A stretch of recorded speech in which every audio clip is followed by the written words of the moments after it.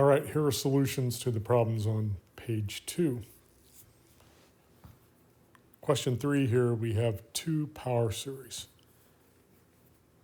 The first one at 0. The second one at 3. I think the other class had it at 5. These are both routine problems. Use the ratio test. Actually, part B, there's a super easy way to get it, and that's to recognize that this series is geometric. With r equals x minus 3.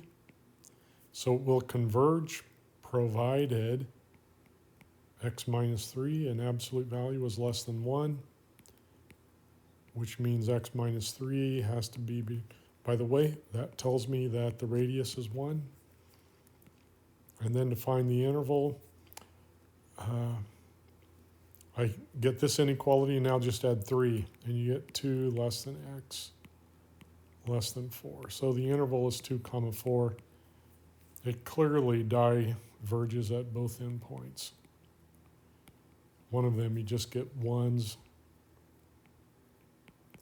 The other one you get 1, minus 1, so on. You could use the ratio test. I'm not going to do it here. I'll use it on part A in case. So for part A, we'll just use the ratio test. Calculate L, which is the limit as n goes to infinity. Absolute x to the n plus 1 over n plus 1, 3 to the n plus 1, times the reciprocal of the nth term. So notice the all but one of the absolute values of x's cancel out. So that one's left, those are gone. The same thing happens with the 3's, one more in the denominator. And so I can take those through the limit, absolute x over 3. And then we have left, the limit as n goes to infinity. N over n plus 1, that limit is 1.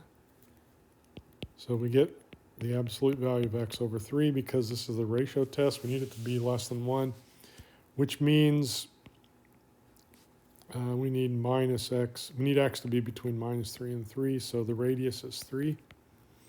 And the endpoints are a little more interesting here. If x equals 3, the 3 to the n on top, 3 to the n on bottom cancels out. We just get the harmonic, which we know diverges. But if x equals minus 3, the 3's cancel out, but the minus sign doesn't, and so we get, can't read my writing there. We get the alternating harmonic, which of course converges. So the interval is minus 3 up to 3. So there's our answer.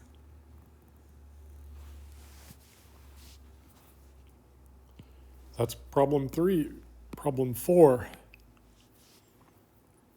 This might have been a difficult problem, but it was very much like a homework problem. In fact, simpler than the homework problem. So if you proceed as above, and it was the online homework, so one that you certainly should have seen before. So I'm going to start with kind of one of the basic series we found functions we found power series for. It's this one, and it's an alternating geometric series, which converges on minus 1 to 1. The interval actually is not any part of this problem. And then if I plug in 2x, I can do that. I can compose this function with the doubling function, and I get 1 minus 2x plus 2x squared minus 2x cubed, so on. And finally, just multiply by 3. and we'll distribute over here. So multiply by 3, I'm going to get minus 6x, and then plus 12x squared, and then minus 24x cubed. And that's enough, right? We only need up to the third term. So there is a1. Actually, let me write it this way so we don't lose the minus signs. So a0, the constant term, is 3.